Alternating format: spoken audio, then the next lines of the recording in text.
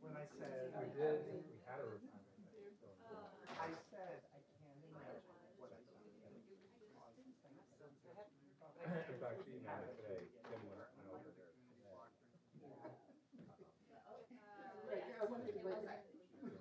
Fair enough.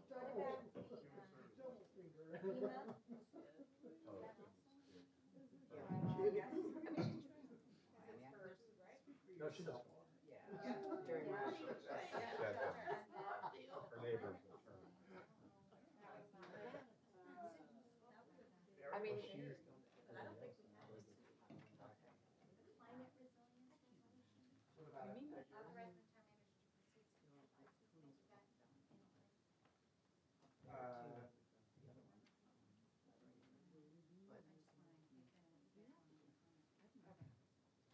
I remember.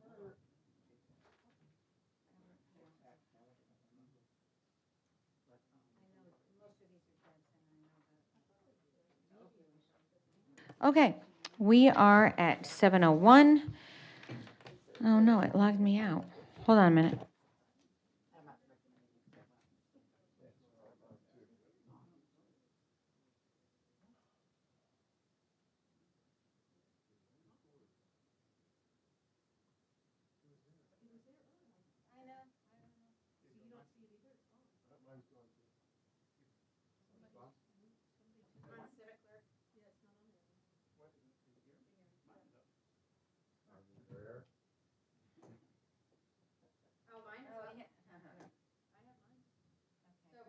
No, it was the internet. I think it just burped or something. Okay. All right. Good evening, everybody, on this beautiful pre-summer, but feels like we're really warming up. This is a public hearing on an ordinance concerning zoning regulations for cannabis establishments. We'll begin with roll call. Mr. Davidoff? Good evening, Madam Mayor. Counselor Blanks. Present. Mayor Cantor. Here. Counselor Cortez is absent. Counselor Fay. Here. Counselor McGinnis. Present. Counselor Poland. Here. Counselor Walters. Here. Deputy Mayor Winograd. Here. Counselor Zdanowitz. Here. Mr. Dorr for Counselor Cortez. Here. Thank you, Mr. Davidoff, and thank you, Mr. Dorr, for filling in for Mr. Cortez. We will begin with a presentation by staff. Mr. Ledwith. Thank you, Madam Mayor. For the record, Rick Ledwith, Town Manager. The purpose of tonight's public hearing is to amend the ordinance concerning zoning regulations for cannabis establishments. In terms of background, on June 22nd, 2021, Governor Lamont signed into law Public Act number 21-1, an act concerning responsible and equitable regulation of adult use cannabis, commonly referred to as RARACA. At that time, the town council directed the town manager and town staff to study and make recommendations regarding the safe and responsible use and sale of cannabis in West Hartford. Under RARACA, we essentially had three options to consider as a result of that new act. We could do nothing, and if we took no action, then a cannabis establishment that looked to open a retail store in town shall be zoned as if any other similar use other than a cannabis establishment. Number two, we could prohibit siting of cannabis establishments, or three, we could establish an ordinance that regulates the cultivation, production, and sale of cannabis products in a manner that prioritizes public health and safety while creating local conditions for the development of a new business in this emerging industry. On May 24th, 2022, the town council voted to establish an ordinance that provided temporary zoning regulations allowing cannabis establishments that are scheduled to expire on June 30th of 2024. Since then, we have had almost 2 years of experience with the current ordinance, and in this time, we have had 2 retail establishments open. The first, Budar, opened last July of 2023, and the second, Sweet Spot, opened earlier this year. Both have been welcome members of our small business community. As we are getting closer to the June 30th, 2024 deadline, we've had the opportunity to review our current ordinance with the Community Planning and Economic Development Committee and have suggested 4 changes for the council to consider this evening. This first would expand the number of retail establishments in town from a maximum of 2 retail establishments to a maximum of 3 retail establishments. The second change would create a 5,000-foot buffer between the current retail establishments and a third retail establishment, ensuring that we would not have a cluster of 3 retail establishments within close proximity.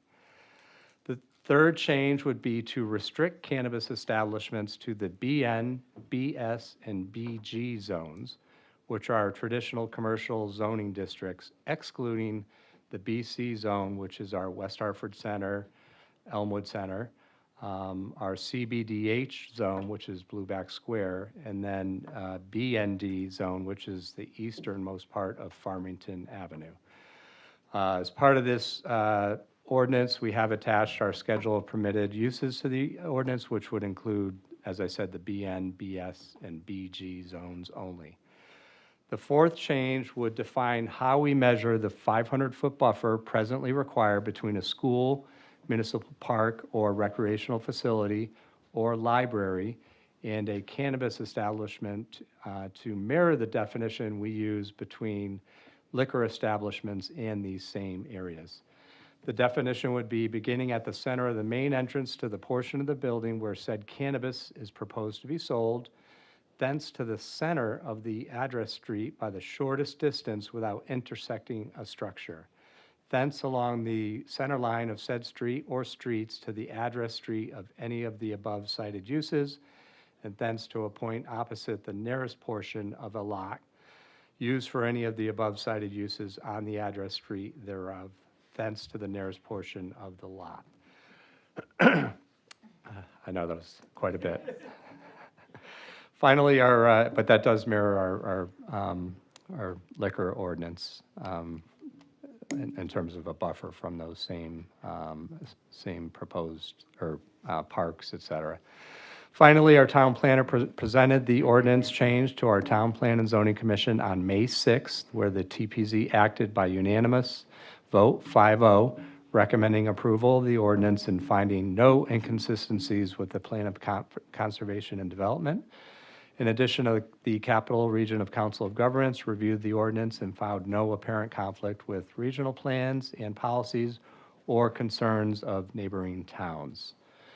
I will pause there and through you, Madam Mayor, turn it over to you and the council for any questions or comments you would have on these proposed changes. Thank you, Mr. Ledwith. Are there, well, while we all are thinking potentially about, and we have discussed this in committee and over a period of time. But I do want to know if we have received any public comments. So, Mr. Clerk, have you received any written comments? We have not. Madam Mayor. Okay.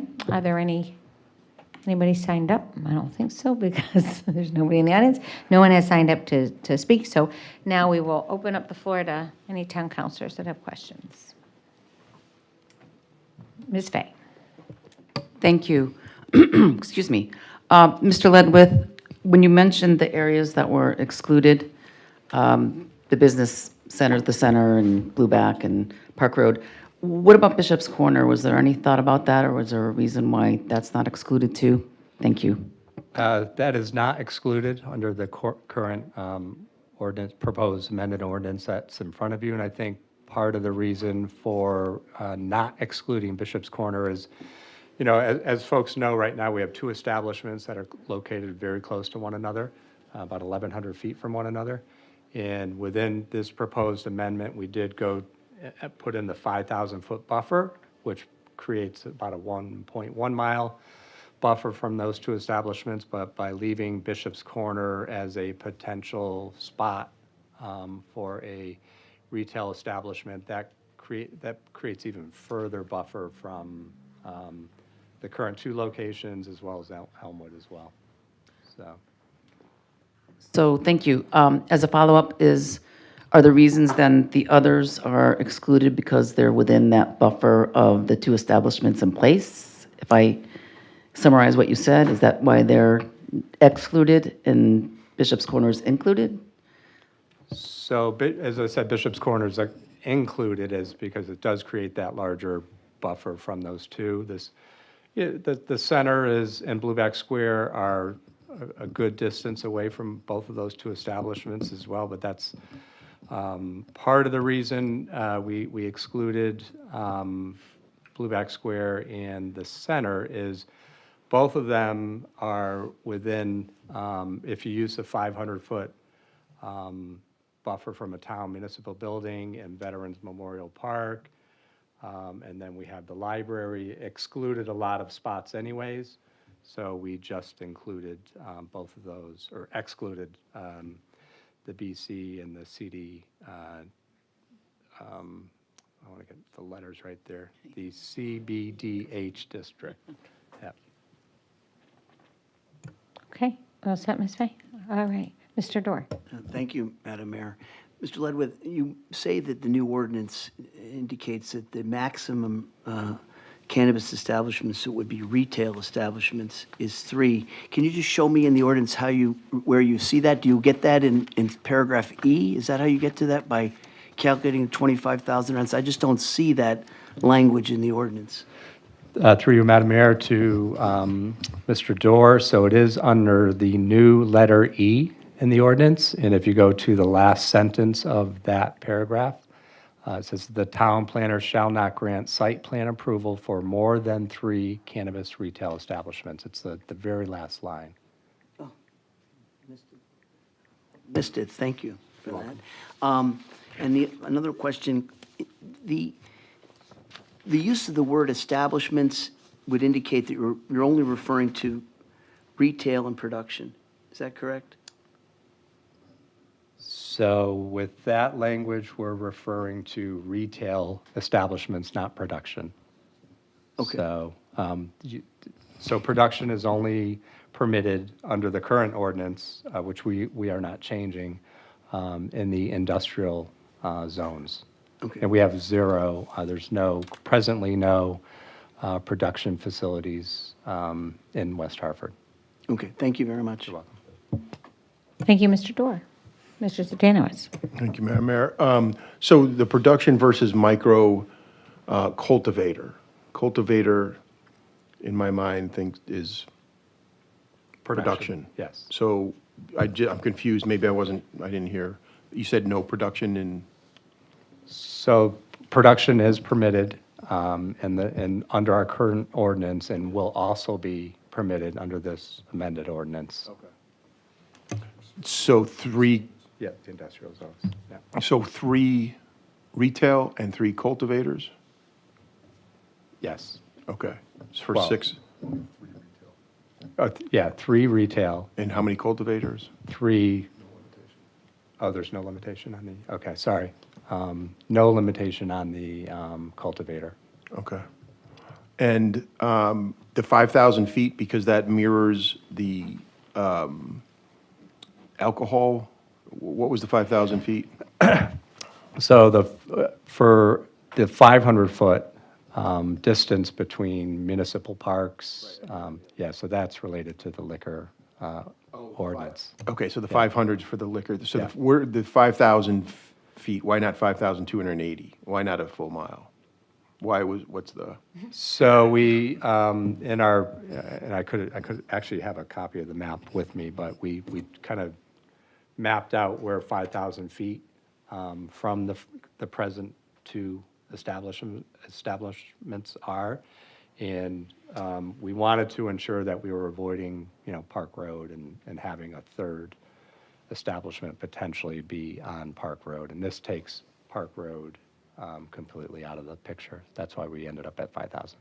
all right, thank you. And then the last time is what we spoke, and if my memory serves me correct too, and it never made it, but we did talk about it as a group, that we really didn't want these retailers to kind of cluster. And I was shocked when the second one came up where it did, because we as a group talked about it being distances, and I know we played with the distances too, with the park and things like that. So I was really shocked, and I meant to do some due diligence and go back and watch that particular meeting, and my fault for not doing it, because it's really water under the bridge, but because we never got to that point. But now we're here again, and I know 5,000 feet and 3 established, but, are we going to come back to the same table and vote again? Because now we're doing this, we're adding a third, and we did this 2 years ago with 2 that we wanted distances away from each other, but yet they clustered. So I'm just, where do we stop for this particular zoning reg? When we first originally did it, the 2 were all we voted for. Now we're coming up to a third. So I could see 2 years from now, oh, we want a 4th, 2 years, we want a 5th. At what point does that stop there? And, why revisiting it, and why not just keep it what we originally intended for? So, I mean, that's essentially a policy decision and discussion for the council to have, certainly. So I can say that and if folks who were on the council on May 24th of 2022 remember that meeting, so at going into that meeting, the RRACA essentially limited the town to no more than 1 per 25,000 residents. And we were told going into that meeting that you round down, not round up. And almost essentially the night of that meeting, that limitation went completely away. So we could have essentially gone unlimited at that point. And there was a lot of discussion among the council that evening about that limit of 2, or, why not 5, or why not limitless? So when we were coming up on the expiration of the current temporary zoning ordinance, we took a look at, all right, is this an opportunity to add one more and kind of go back to that original RRACA law, which was 1 per 25,000, but we didn't know this at the time, technically we're supposed to round up, which would have been a limit of 3. So I think that's where that number of 3 came from.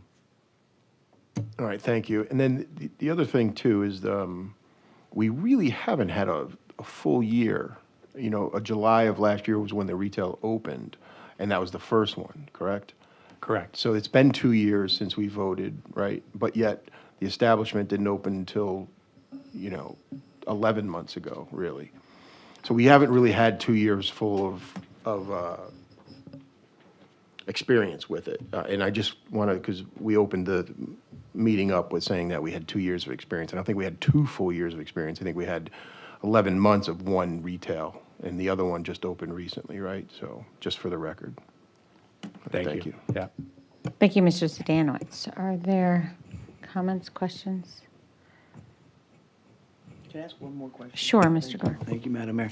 So the council, I mean, the general, not general counsel, corporation counsel, said that there was no limitations on the cultivators, but then again, as I'm just trying to read it, in section E, it does say that there will only be micro cultivators that would result in no more than 25,000 per resident. So wouldn't that indicate that there would be a limitation unless there's a difference between a cultivator and a micro cultivator? Thank you, Madam Mayor. Yes, under current law, or under our current ordinance, there is a limitation for 1 per 25,000 residents that applies to both retailers and micro cultivators. And I think that was a recommendation of the town planner at the time, who wanted to restrict the proliferation of micro cultivators. Now, if this ordinance is adopted, micro cultivators would be regulated under Section D of the new ordinance, which applies to cannabis production facilities, which includes producers, cultivators, micro cultivators, food and beverage manufacturers, product manufacturers, and product packagers. And those uses are restricted to the IE, IG, IP, and IR zones, which are really our industrial zones. So yes, while the the 25,000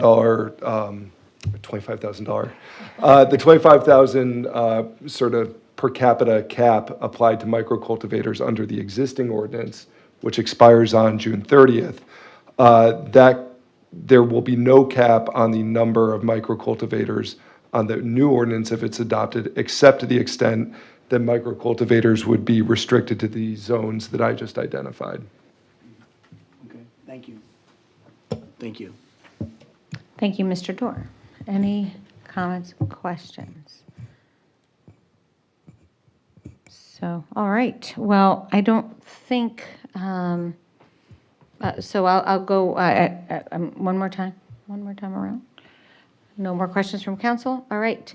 I'm going to read into the record, letter dated April 11th, 2024, from Capital Region Council of Governments, finding no apparent conflict with regional plans and policies or the concerns of neighboring towns. Letter dated May 7th, 2024, from the Town Plan and Zoning Commission recommending approval. And if there's nothing further, we will close the public hearing. Okay. Public hearing is now closed. And we will begin our council meeting in just over 10 minutes at 7:30. Thank you.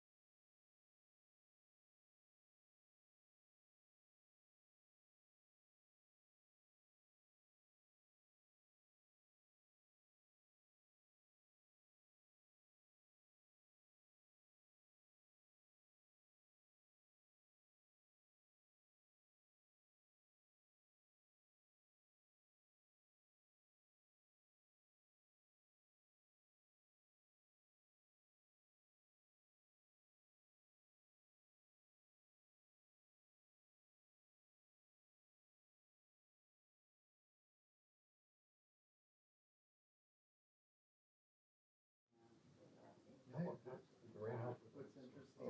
funny, when I got in the parking lot, the rain, the media was like, oh, yeah.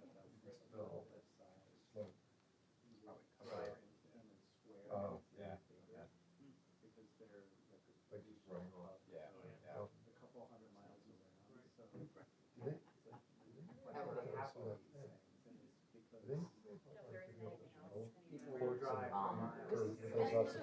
That's what I said to, that, you got a hard floor. Yeah, I just don't know how many. Yeah.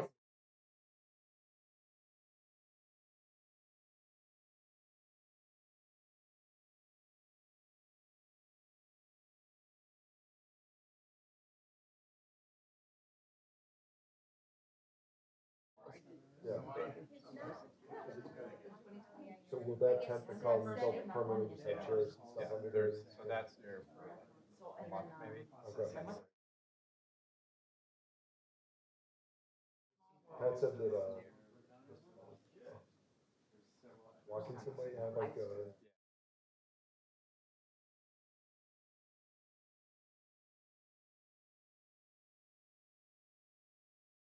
Thank you, Mr. Davidoff. All right, it is now 7:30. Calling the May 28th Town Council meeting to order, and we will begin with the Pledge of Allegiance. I pledge allegiance to the flag of the United States of America and to the republic for which it stands, one nation, under God, indivisible, with liberty and justice for all. Thank you. Roll call, Mr. Davidoff. Good evening, Madam Mayor. Counselor Blanks. Present. Mayor Cantor. Here. Counselor Cortez is absent. Counselor Fay. Present. Counselor McGinnis. Present. Counselor Poland. Here. Counselor Walters. Here. Deputy Mayor Winograd. Here. Counselor Zdanowitz. Here. And for the zoning matter, Mr. Dorr. Here. Thank you very much. Appreciate it. We don't have any proclamations. I think we did them all last meeting. I think we had 8. No, I don't know. It was a lot. But we will have more in June. So just looking for public comment. I don't think there is any public comment. We do accept public comment on anything that is not subject to a public hearing, but I don't see anybody here. And we haven't received anything, Mr. Davidoff, have we? Any written comment? No, Madam Mayor. Thank you. Before we get into the agenda, I just want to wish our town manager a very happy birthday. He celebrated on Friday, actually. It was his birthday, but we weren't. So we're very grateful for the incredible amount of work and commitment that Rick has made to this community. And I, when I think about birthday weekend and people tune out and enjoy and do all this stuff, I know it's really hard to do that as town manager. So we appreciate you very much and wish you good health and lots of joy and happiness. All right. Also, I just wanted to mention there is a military inductee dinner going on that some of us usually attend. And we just want to make sure we acknowledge the fact that we aren't at that event because of this public hearing and meeting, public hearing we had prior. So, but we're thinking of all of the people that are making the incredible commitment that they are. So we will go to the consent calendar for A. Mr. Winograd. Thank you, Madam Mayor. Without objection, I move that items 5A, 7E, 7F, 10A, 10B, and 10C be placed on the consent calendar. Is there any objection? There being no objection, the items are placed on consent. Mr. Winograd? I move adoption of the consent calendar. Second. Motion's been made and seconded. All those in favor? Aye. Any opposed? Motion carries. 6A, Mr. Winograd. Thank you, Madam Mayor. I move to adopt an ordinance concerning zoning regulations for cannabis establishments. Second. Motion's been made and seconded. This was the subject of a public hearing prior. We also have discussed it in committee, but I'm going to have the town manager do a quick summary. Thank you, Madam Mayor. And earlier this evening, I provided an overview of our cannabis ordinance that will be amended to increase the number of retail establishments from a maximum of 2 to a maximum of 3 retail establishments. This ordinance will also establish a 5,000-foot buffer between the two existing establishments and if a third were to be submitted for approval through our town planning office. The third change would define how we measure the 500-foot buffer presently required between a school, municipal park or recreational facility or library and a cannabis establishment to mirror the definition we use between liquor establishments and these areas. And finally, we would restrict cannabis retail establishments to the BN, BS, and BG zones, which are our traditional commercial zoning districts, excluding West Hartford Center, Elmwood Center, and Blueback Square. This ordinance has been reviewed extensively by our Community Planning and Economic Development Committee and was also approved unanimously by our Town Plan and Zoning Commission at its May 6th meeting. And we also received a positive referral from the Capital Region Council of Governments. And through you, Madam Mayor, I will turn it back to you and the council for any comments or questions you may have. Thank you, Mr. Ledwith. Ms. McGinnis, would you like to, this was in your committee, and I didn't know if you wanted to just kind of do a quick.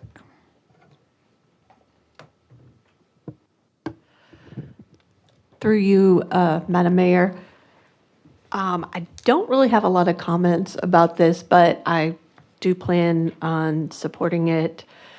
I don't have a problem with having another establishment, and I do agree with the distance because we did end up with two very close together, which I know we had hoped not to have. But so basically, I plan on supporting the change. Thank you. All right. Is there anybody that would like to comment or? Ms. Blanks. Thank you, Madam Mayor. So what's interesting is when this whole cannabis establishment rolled out, I think I was on the fence for a lot of different reasons. But what's interesting is this weekend was our Memorial Day weekend, and my husband and I visit a location that I won't name. We didn't go into the location, we were near the location. And it was quite busy. Number of people, all ages, going in and out. So clearly there is a need. And in terms of the distance, I think that's a great idea because for folks who are on the other side of town and who need these types of services, it would be to their advantage. And so for that reason, I definitely would support this because it's not my personal feeling, but it's for the greater good. And clearly, there is a need for these services in our community, and especially the neighboring ones as well. Thank you, Madam Mayor. Thank you, Ms. Blanks. Any other? Mr. Walters. I'll be brief. I just, the idea of clustering of any business tends to be problematic in the end. And I think that by providing this 5,000-foot distance into the ordinance and, limiting it to 3, I don't foresee us coming back necessarily in a couple of years, but sometimes things do need to be readdressed, and that's what we're doing right now. We had the opportunity to do so because of the expiration of the temporary ordinance coming up the end of June. So I think that, revisiting things and ironing out from what we've learned is perfectly okay, and I'll be supporting this ordinance change. Thank you, Mr. Walters. Mr. Stanowitz. Thank you, Madam Mayor. So, as I mentioned earlier in the public hearing, we tried to avoid the cluster, and we kind of got it with the two of them there. And I mentioned also, we really don't have that much history with the events, too. And I kind of relate, and I appreciate the comments, and I agree with your comments as well, but is there a need for 1-2 years from now, and are we going to revisit it? I don't know, but think about it. If the McDonald's on the corner were selling more hamburgers, would you need another one 1,000 feet away, or would you just wait in line and have that McDonald's that much more successful? You don't pop up 20 McDonald's because there's a need for it. that need exists, and they wait in line, and they have faster service, and they get those hamburgers out quicker. And I'm not saying that that's the model for this, but that's just how I see it, you know. I don't think that we, or I can sit here and say, oh, they're busy, they're making X amount a month, we must put in another one. So do we revisit it 2 years from now? So a council that looked a little different than it is 2 years ago said 2 was fine. And I probably don't want to set the precedent that we're going to continue changing zoning every few years because, one, we may think there's a need for it without any empirical data, you know? And, you know, so that's kind of where I am with it. And I do appreciate the 5,000 feet. I wish we had done that earlier 2 years ago, but lesson learned. And I guess I had a question, and I don't know if we can go through that right now, but if one closes or somehow wants to sell, does that business get sold and it stays there? Or if they close, do they set the new ordinance, for instance? So if one closes, does it reset to the new ordinance 5,000 feet away or not? I didn't really think of that question earlier. Through you, Madam Mayor, to Minority Leader Zdanowicz's question. So, yeah, so our ordinance is a maximum of 3, but the 5,000-foot buffer, if one closes, say, you know, I don't want to mention one of the 2 closing, but one of the 2 closes, another one could go into that location under our current ordinance within that 5,000, because it was already established and essentially grandfathered in. If one closed right there and wanted to move next door, they could not do that. So that 5,000-foot buffer would come into effect at that point. Okay, thank you. You're welcome. Thank you. Thank you, Mr. Zdanowicz. Ms. Fay. Thank you very much. Thank you for answering most of the questions that I had earlier, but during the hearing. But I think my concerns center around not whether we should have them or not. I'm past that. We have them, so that you can't go backwards in that. I do recall voting no when it came up, and not a hard no, just kind of a delay to see what was happening. We still have towns here in Connecticut that have not approved dispensaries or cultivators in their towns. So it's new.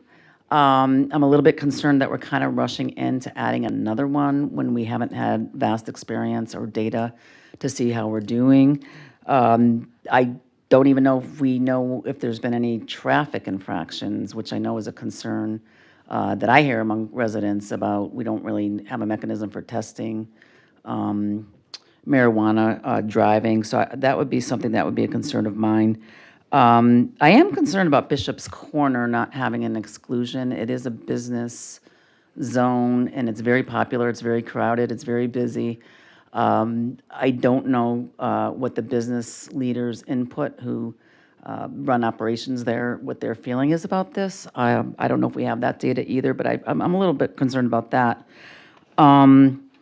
And I'm also concerned about the no limits on cultivators. I know it's a different business, there aren't customers in there, it's just the workers, and you can control it a little bit better in terms of who has access. But it sounds a little extreme to me, maybe I don't know if that's the right word, but to say unlimited. That I think conjures up, you can have them all over the industrial sections, because I'm not sure what the other towns are doing. So maybe benchmarking would be a little bit helpful for that. But again, I just want to say I'm not opposed to marijuana. It's here. We have to learn how to manage it. But I think we're kind of rushing to perhaps add another one so quickly when we're just over that threshold. What is it, 25 per 25,000 population along with one establishment? Through you, Madam Mayor, to Councilor Fay's question. So right now, there is no, under our current ordinance, we had that 21 per 25,000. Right. Which limited it at 2, but that went away, actually, the very night we adopted. Right, because you could round up instead of. But now there's no limit at all. There's no limit at all. State statute-wide. Oh, okay, that's, okay. Under RACA. I'm not sure I realized that. Okay. Yeah.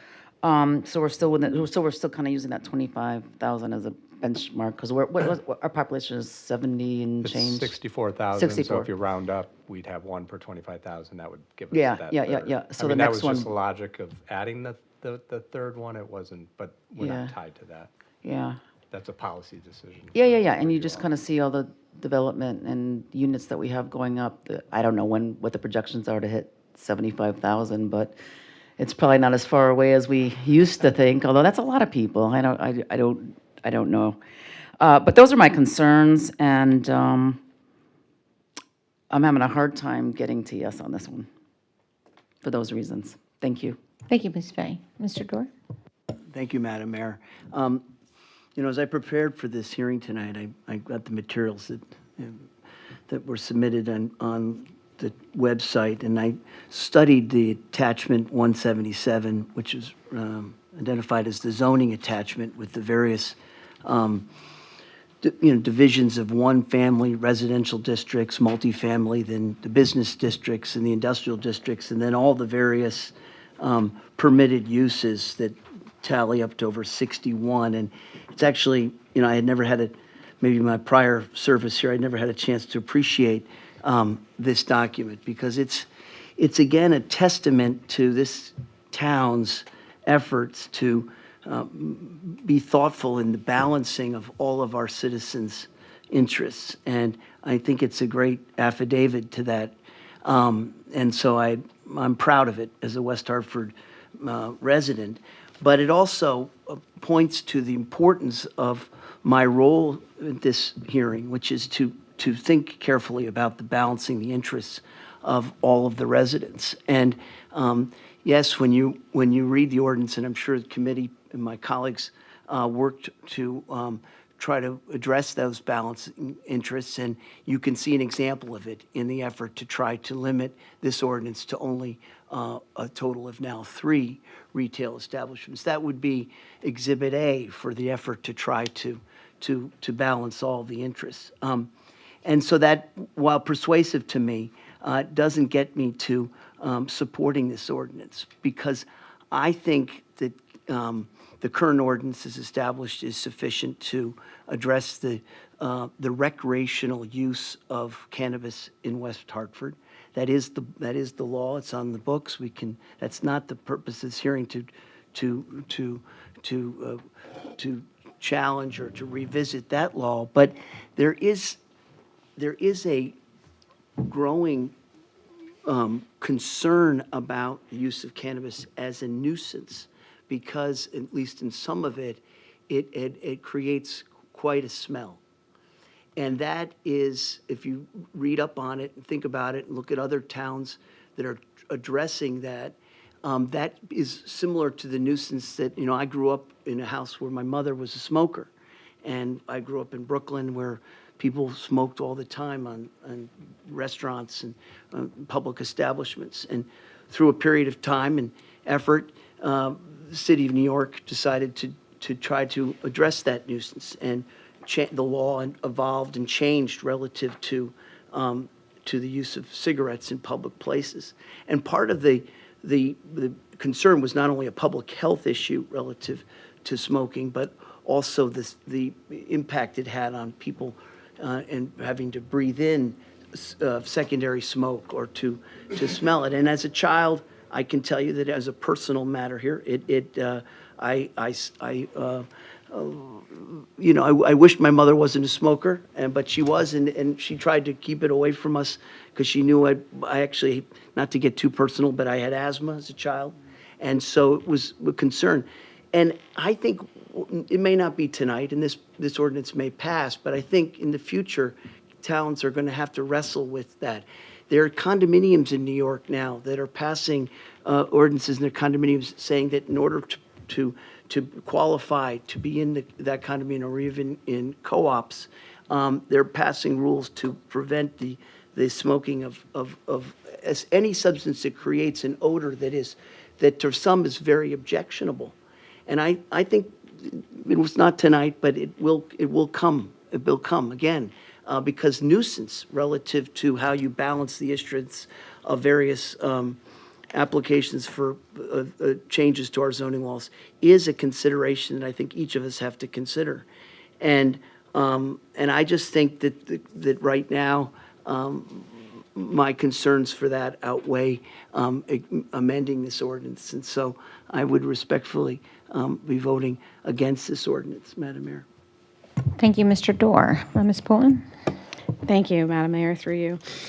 This is a product that is legal in Connecticut, and almost no other product is regulated in this way where we say this is the number of retail establishments that you can have where you sell this legal product.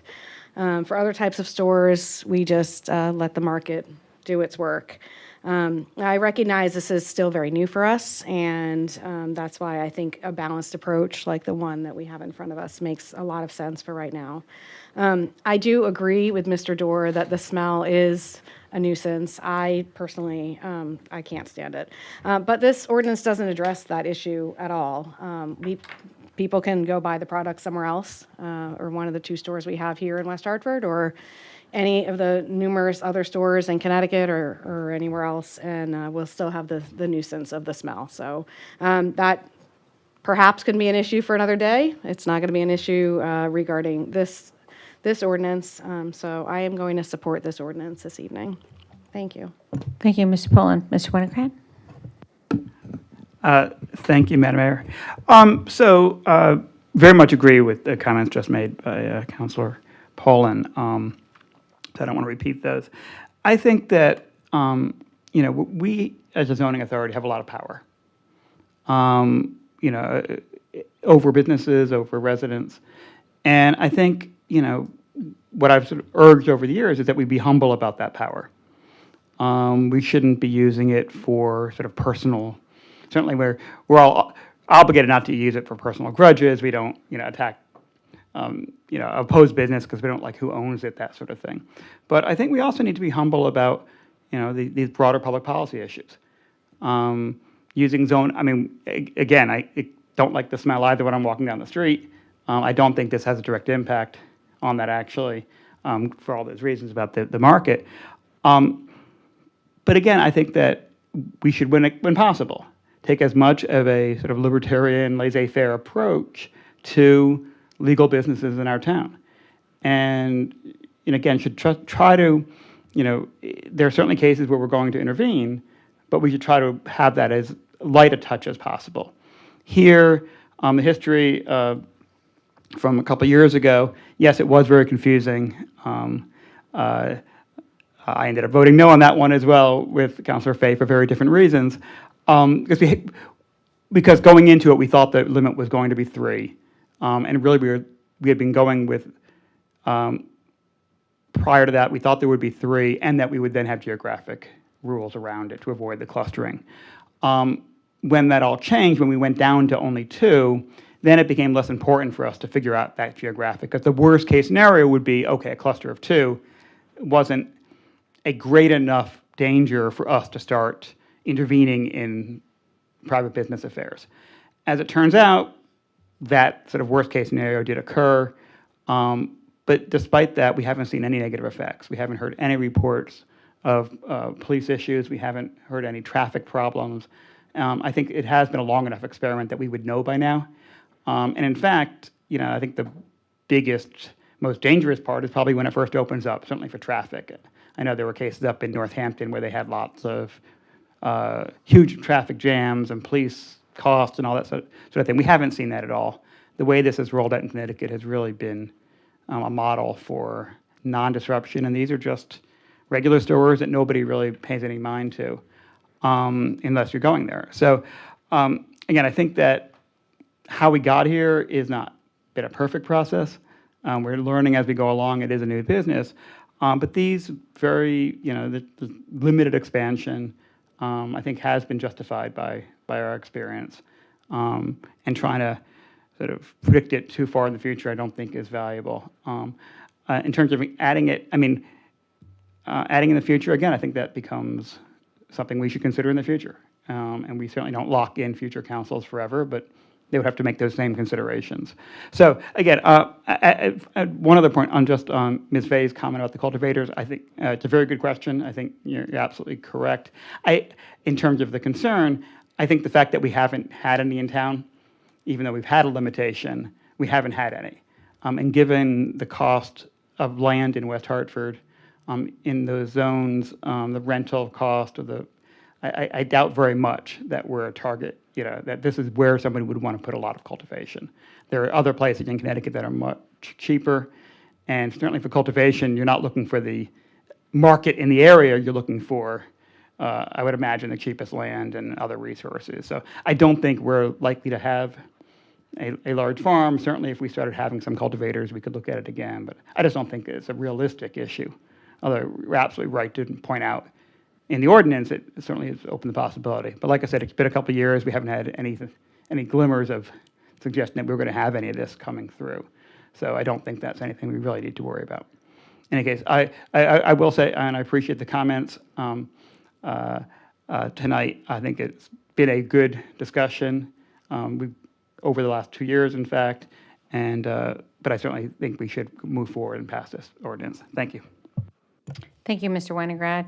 I am grateful to all your comments. I actually agree with all of you. And it is a bit of a struggle when you know that something has some inherent benefit, but also has some inherent risks and also can be a nuisance. And so, and it is so new, and we also don't have our state does not have the experience necessarily of infractions, driving, all of those things. I will say there's plenty of people driving very recklessly. I don't think it's due to cannabis, but that's something we really do need to change. But when we initially adopted, and I really appreciate Mr. Winograd's point in that we should never zone for our own personal beliefs, and that's not what we up here are doing. It's addressing, as Mr. Dorr said, the balance and really thoughtful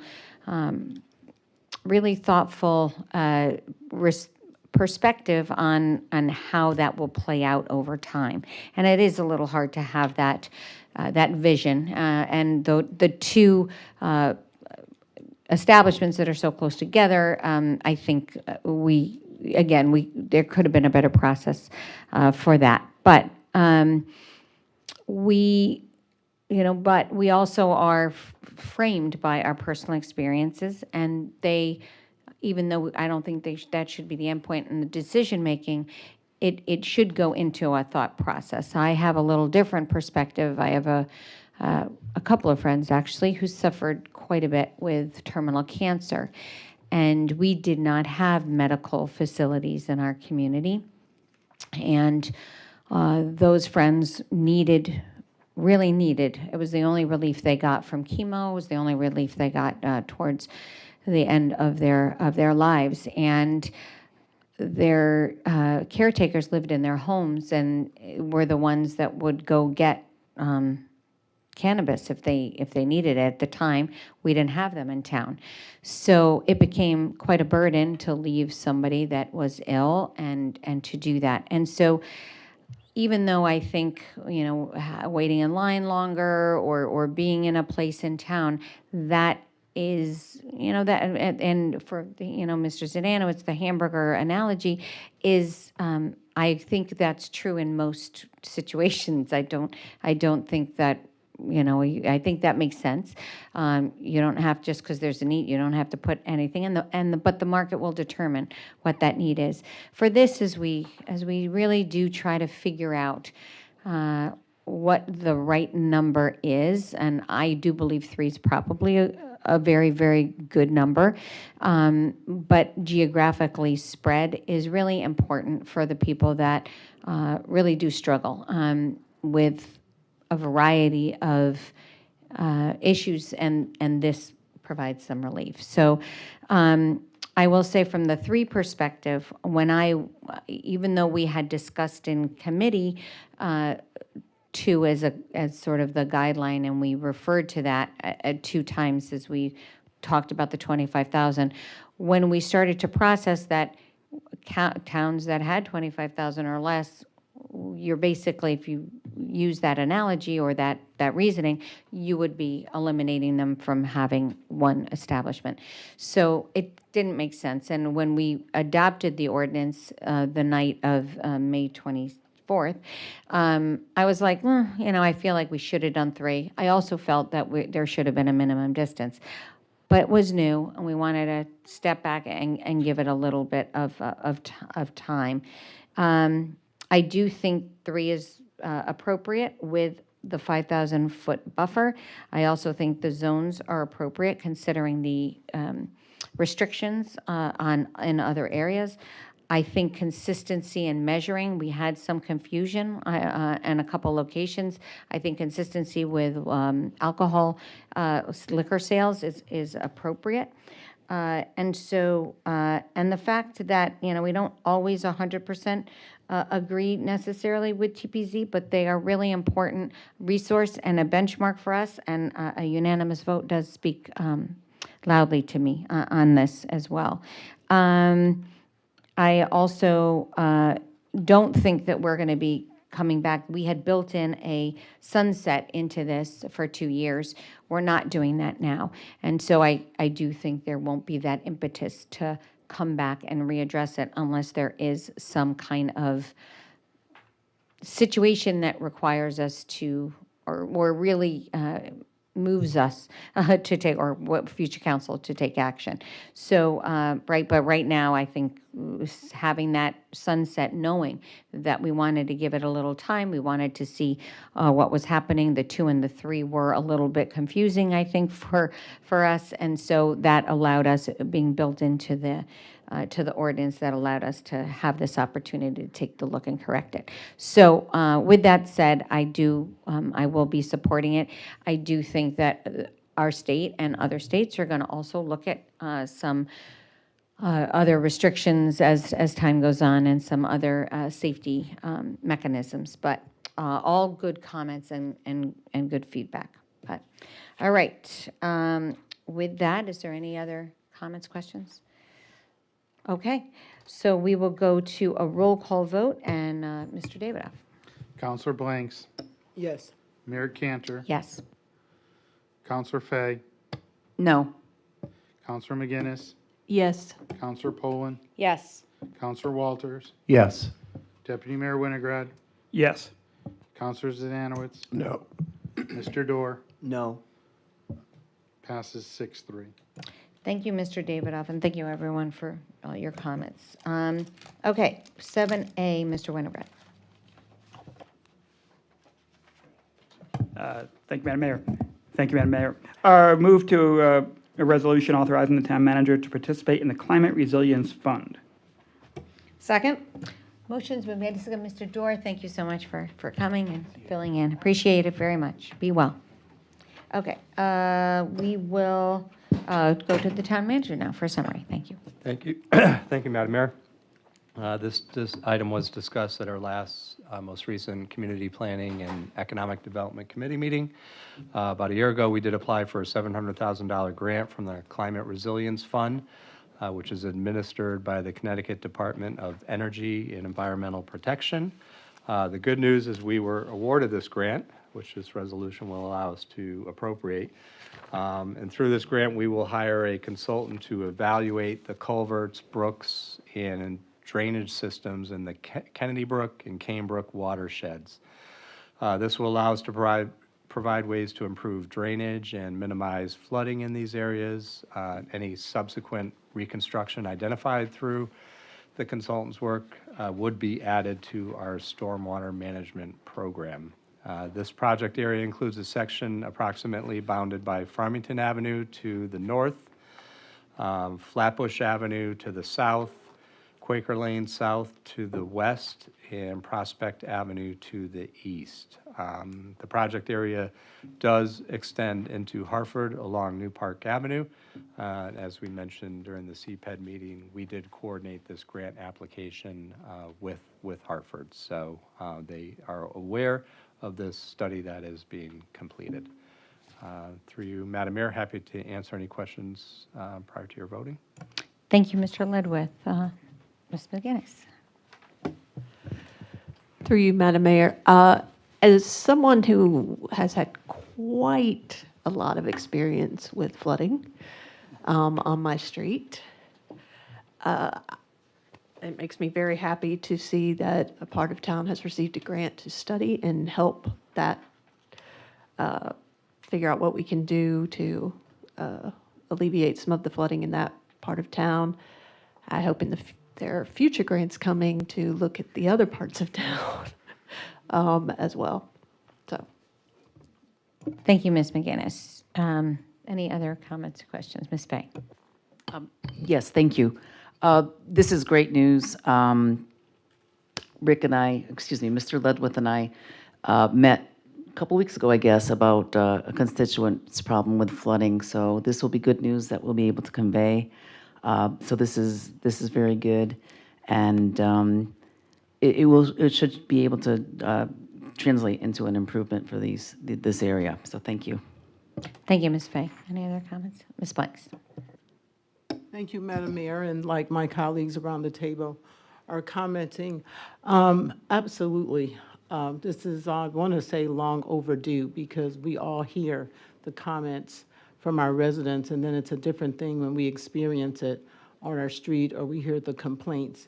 And we know throughout the years that we have these aging infrastructures, and a lot of times, for whatever reason, funds aren't available or short staff or equipment, and so it just kind of gets pushed further out and further out and further out. So this is great news, I think, for everyone, especially for those residents who are sort of at their wits' end about what do they do? They're running out of money, and every time it rains, they're like cringing. So I think this is a welcome effort to study these issues and to pinpoint some of the real problems and how to get it right, and to appropriately address these things and anticipate what may be coming down the pike. So thank you for this.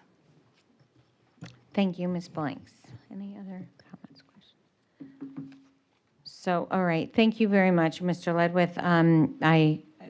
This was something that has been in the process for a long time, and we appreciate deep support on this.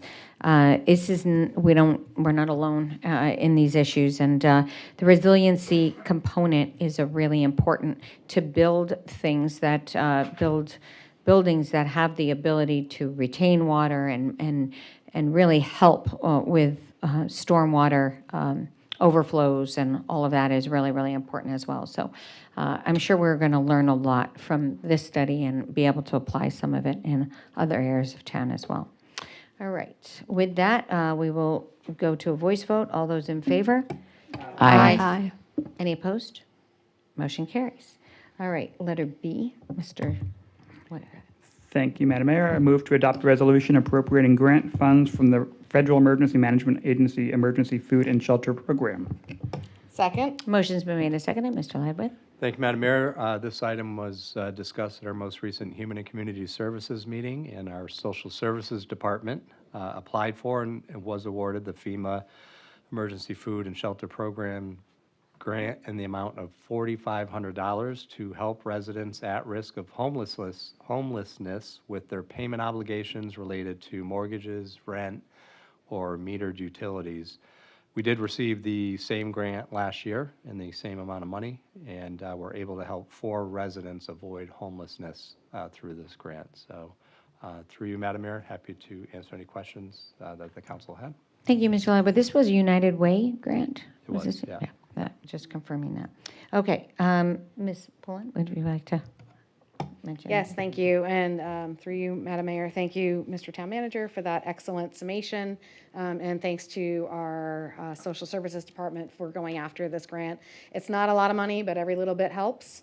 And if we can help another few residents with housing issues this year, then we will have done a good deed. So thanks to those who were involved and who are going to administer the grant. Thank you, Ms. Pullen. Any other comments or questions? Okay. All those in favor? Aye. Any opposed? Motion carries. Letter C, Mr. Winograd. Thank you, Madam Mayor. I move to adopt a resolution amending the fiscal year 2024-2025 budget of the Community Development Block Grant Fund. Second? Motion's been made and seconded. Mr. Lightfoot. Thank you, Madam Mayor, and this is an annual housekeeping item. We do receive an annual Community Development Block Grant from the United States Department of Housing and Urban Development, and we usually receive that appropriation or that amount that we're going to receive after the town council adopts their budget in April. So this year we budgeted $996,237, and we're notified after the council adopted the fiscal year 25 budget that we would be receiving an additional $1,118 for a total of $997,355,000. And this resolution will appropriate the additional funds to our budget. So through you, Madam Mayor, happy to answer any questions that the council has. Thank you, Mr. Lightfoot. Any? Ms. Pullen? Yes, thank you, Madam Mayor, through you. This is an item that we also spoke about in our Human and Community Services meeting last week. And again, it's $1,118. And again, as a cleanup, since we didn't receive the notification of the exact amount we would be getting until after our budget was adopted. The extra funds will go into public facilities improvements, and we're happy to have it. Thank you. Thank you, Ms. Pullen. Any other comments or questions? This is such an important grant, and every several years the federal government has talked about pulling back on it, and there has never been more bipartisan agreement from mayors throughout the country that this should not be touched. So only increased if ever. So anyway, all right. All those in favor? Aye. Any opposed? Motion carries. Letter D. Mr. Thank you, Madam Mayor. I move to adopt the resolution appropriating opioid settlement funds to support prevention programs and activities. Second? Motion's made and seconded. Mr. Ledwood. Thank you, Madam Mayor. This resolution was also discussed at our latest Human and Community Services meeting, a busy meeting. To date, the town has received $313,000 in opioid settlement funds, and through this resolution, we look to appropriate $22,000 of those funds to purchase a simulation mannequin. The fire department has been working in partnership with West Hartford Public Schools to provide an emergency medical responder program in the high schools. And this program includes training in the response to opiate responses, such as providing Narcan and CPR. So the simulation mannequin will help train emergency responders and students if the council were to adopt it. So through you, Madam Mayor, happy to answer any questions that the council had. Thank you, Mr. Ledwood. Ms. Pullen. Thank you for that great summation again. I will just add that we all learned something new in Human and Community Services, and that is that the spelling of mannequin as MANIKIN references a training mannequin as opposed to the typical spelling of mannequin. MANNEQUIN, which references an item that you would have in a store wearing clothing, where you would not be able to practice your CPR training or Narcan administration. So yes, asking for your support to allocate these opioid settlement funds towards this purchase and to help our residents become trained in helping other residents. Thank you. Thank you, Ms. Pullen. Are there any other questions, comments? I'm sure this is going to be a real benefit to the community. So all those, we'll go to vote. All those in favor? Aye. Any opposed? Motion carries. All right, and we are now at the town manager's report. Mr. Ledwood. Thank you. I'll begin with a summary of upcoming meetings. Next Tuesday, June 4th, we have a Finance Administration Committee meeting at 6 p.m. On June 5th, the following morning at 8 a.m., we have a Public Safety Committee meeting. And then that Thursday, June 6th, we have a Public Works Facilities and Sustainability Committee meeting. And then our next Town Council meeting is June 11th at 7:30 p.m. Under staff reports, I want to begin my report and these items by expressing my gratitude and appreciation to everyone involved in the planning and executing of yesterday's Memorial Day Parade and ceremony. Prior to me moving into this role, going back now a couple of years ago and having come to the parade and actually marched in the parade when kids were playing sports and things like that. I just assumed there was this big department of people that coordinated this event, and it's one person. It's Renee McHugh, who coordinates with all of our countless numbers of volunteers, which are incredibly helpful in running this event. But I want to deeply appreciate Renee's efforts in coordinating this event. Deeply appreciate our police department and fire department for assisting in the parade, as well as our public works department, as well as the countless number of volunteers who are involved as well. Yesterday it started off gray and a little showery, and by the time we finished, it was in a complete downpour. But we were able to quickly pivot and move our outdoor ceremony from the Veterans Memorial Park to right here in the council chambers. And also appreciate Jen Evans and her staff who were set up to provide a live stream at Veterans Memorial, and had to get them from there to here in a moment's notice, which they were able to do. So just overall a great event honoring all of those who have paid the ultimate sacrifice in protecting our country and our freedom. Due to the Memorial Day holiday, trash, recyclable items, and bulky waste collection this week will be one day late after the Monday holiday. Folks can check the Payne's website to see how that impacts them. West Hartford is getting ready to celebrate West Hartford. So we do now turn our attention to our signature event, Celebrate West Hartford, held Saturday, June 8th and Sunday, June 9th. Set up in the Town Hall parking lot will begin June 3rd through June 7th. Parking will be limited during that setup time, and we encourage residents to conduct as much business as possible through our website or phone. The town is updating its bicycle plan and facility selection and design guide, which identifies streets that are a priority for providing and improving bicycle facilities. As part of this process, a public information meeting will be held on Thursday, June 6th from 6:30 to 8 p.m. at the Bishop's Corner Senior Center, which is located at 15 Starkle Road. The town's consultant, FHI Studio, will present the updated draft and solicit public input. Folks can go online to review the draft prior to the meeting.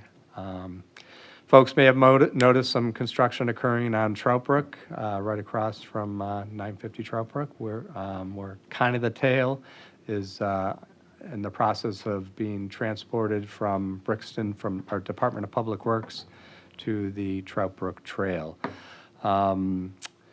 So it is expected to be installed on tomorrow, actually, Wednesday, May 29th, between 10 a.m. and noon. So feel free to stop down and see that happen.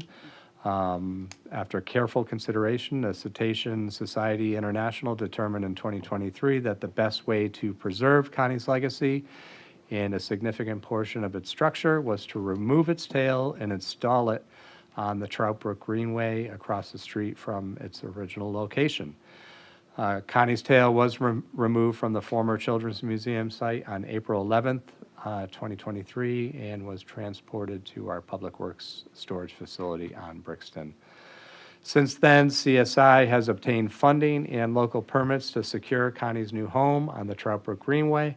An official dedication ceremony will be held this fall, and I do want to thank our engineering and Public Works staff, as well as our Corporation Counsel's office, for their work on this, preserving this local treasure. On Wednesday, May 22nd, Leisure Services opened splash pads and bathroom facilities at 3 parks so residents could cool off from the 90-degree heat. Splash pads are open daily, 10 a.m. to 7 p.m. at Beachland Park, Fernridge Park, and Kennedy Park. Due to pending construction, Wolcott Park splash pads and bathrooms are closed for the season. Opening day for the outdoor pools is Saturday, June 17th. And June is dog license month, and town clerk's offices throughout the state and the West Hartford Town Clerk's office will be mailing reminders to over 3,000 dog owners. The annual cost for a dog license is $19 for unaltered animals and $8 for neutered or spayed animals. According to state law, all dogs over 6 months must be registered and receive a dog tag annually.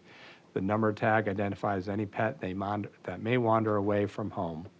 For more information, please call 860-561-7430 or email licensemydog@westhartfordct.gov. Applications are available on the town clerk webpage as well. And that concludes our town manager's report this evening. Happy to answer any questions that the council may have on any of those items or anything else. Thank you, Mr. Ledwith. Are there questions for the town manager, Ms. McGinnis? Tomorrow, when the tail is being installed, will Trout Brook be closed at all during that process? Will they close That's like? an excellent question, Councilor McGinnis. And I know today I went over there to check it out, and I know they were able to do it without, they closed one lane on Trout Brook. So I think when they bring it in from Brixton Street on the truck, I think they'll probably just close one lane, but I'll confirm that. Yeah. You're welcome. Good question. Okay, any other questions for Mr. Ledwith? Okay. Then we move on to Corporation Council's report. Thank you, Mr. Ledwith. Thank you, Madam Mayor. I have no formal report this evening. We Bless do you. not require an executive session. However, I'm happy to answer any questions anybody may have. Any questions for Mr. Dodge? Okay, none. All right, announcements. I just want to reiterate Mr. Ledwith's comments about the parade yesterday and the ceremony. There's a lot of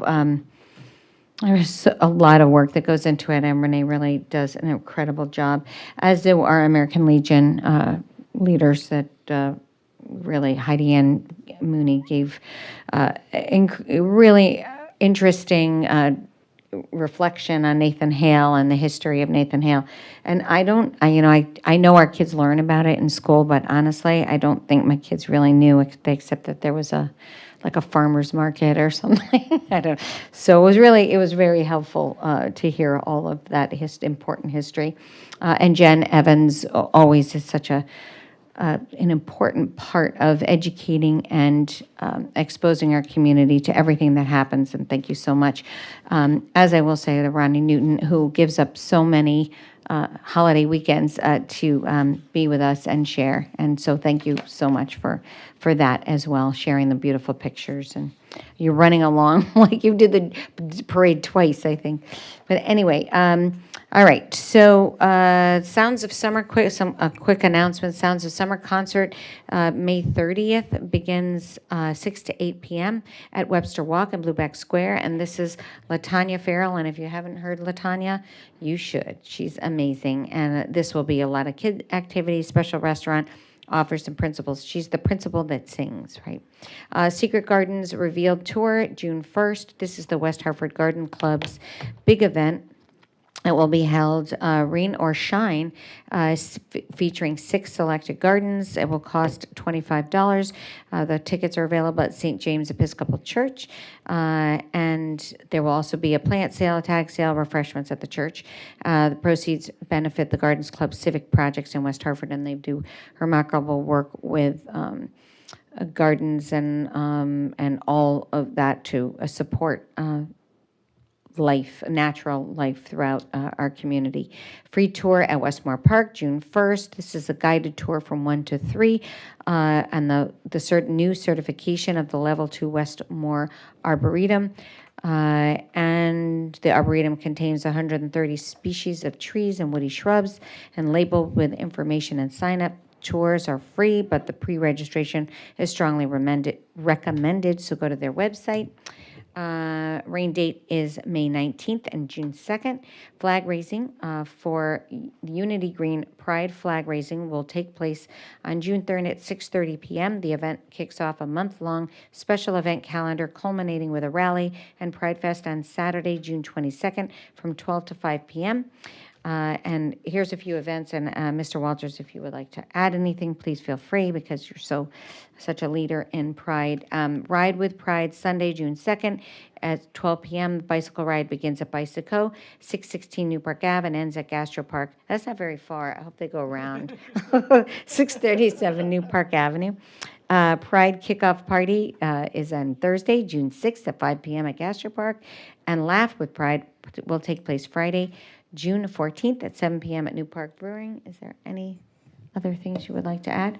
Well, the bike ride is actually 9 miles, so Oh. yes, it's not just making that short little jauntlet over. It's going to go up and around through the center over to Elizabeth Park and then back down. So, and folks do not have to ride the whole 9 miles. You could theoretically just go from over to Gastro Park right away, I guess.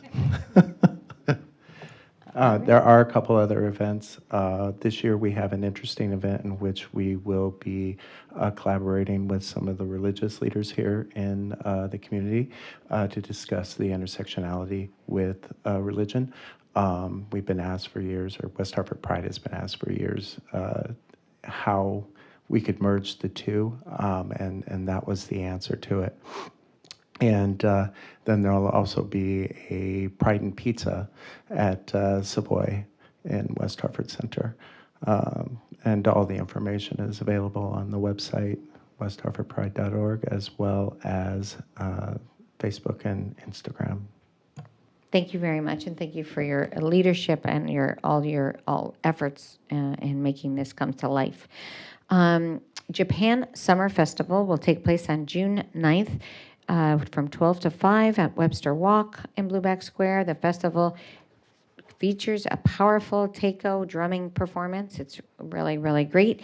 Japanese crafts and games and traditional dance and martial arts demonstrations. And this is in addition to Celebrate West Hartford, which the town manager mentioned, which will take place on June 8th and 9th with the road races and carnival rides and food courts and fun run and so much more. So it's an amazing, amazing event. And again, tremendous amount of work that goes into this. And the Chamber of Commerce announces the 2024 award recipients. And they are, this will take place at June 27th at the North House in Avon. And the honorees this year are Judy Casperson, Elizabeth Guston Basil Women's Leadership Award, Earl, and a former town councilor, and really, really proud of her. Earl Exum, a dear friend, and this is such a well-deserved award, the Noah Webster Award. Home to Home Moving Specialist, New Business of the Year. Kaylin McBee of Balance Massage and Wellness Center, Entrepreneur of the Year. One Park West Hartford Apartments, Economic Driver of the Year. Victor Gonzalez of NBT, Young Professional of the Year. Senior Job Bank Legacy Award. West Hartford Pride, Nonprofit of the Year. Congratulations. And Tony Sisti of Ron Foley Foundation, Chamber Volunteer of the Year. And this reflects just a small piece of the vibrancy and all of the amazing people that do work to make our community better. Are there any other announcements? Or? All right. With that, we are ready to adjourn. So one more circle around announcements. Okay, very good. Then I make a motion to adjourn without objection. Is there any objection? Seeing none, we are now adjourned.